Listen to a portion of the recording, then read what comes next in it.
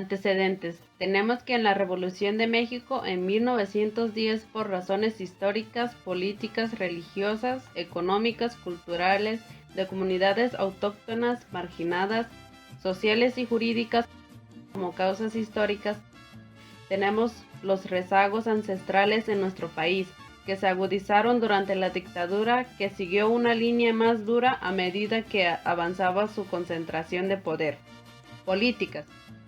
Con relación en las causas políticas, entre otras, la demagogia de Porfirio Díaz, su compadre Manuel González cambió la redacción constitucional para permitirle al dictador su reelección, lo cual aconteció en 1884 y en total se reeligió en 7 ocasiones, concentró el poder, mucha administración y poca política.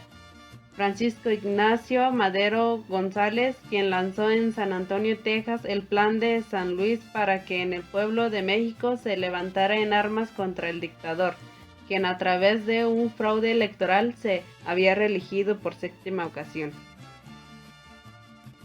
En cuanto a los factores religiosos, el usurpador de origen liberal incumplió la Constitución de la República Mexicana de 1857, no continuó con la aplicación de las leyes de reforma, permitió que la Iglesia Católica, Apostólica y Romana continuara acrecentando su poder. Referencia a las causas económicas, el dictador comenzó a entregarle al Imperio del Norte los recursos del país y demás fuentes de riqueza que le permitieron al imperio hacer la mayor inversión extranjera en su época, más del 80%, y concentrar la mayor plusvalía de su historia. La revolución es la respuesta del pueblo contra los tiranos, contra los enfermos del poder, quienes pierden su tiempo y su vida en lo que no vale la pena, oprimir y explotar al pueblo. La vida es un instante, es efímera y se vive para servir a los demás.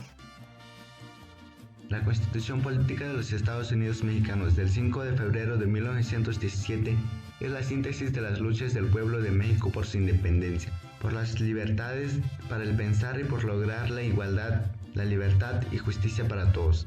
Esta Constitución estableció paradigmas constitucionales plenarios, como lo fueron los derechos de los obreros, estudiantes, grupos autóctonos, campesinos, religiosos y de todos los espectros sociales. En ella se eliminó el cargo de vicepresidente y también la reelección del presidente, a diferencia de la Constitución de 1857. Originalmente contó con 136 artículos y 19 transitorios que han sido modificados con el paso del tiempo.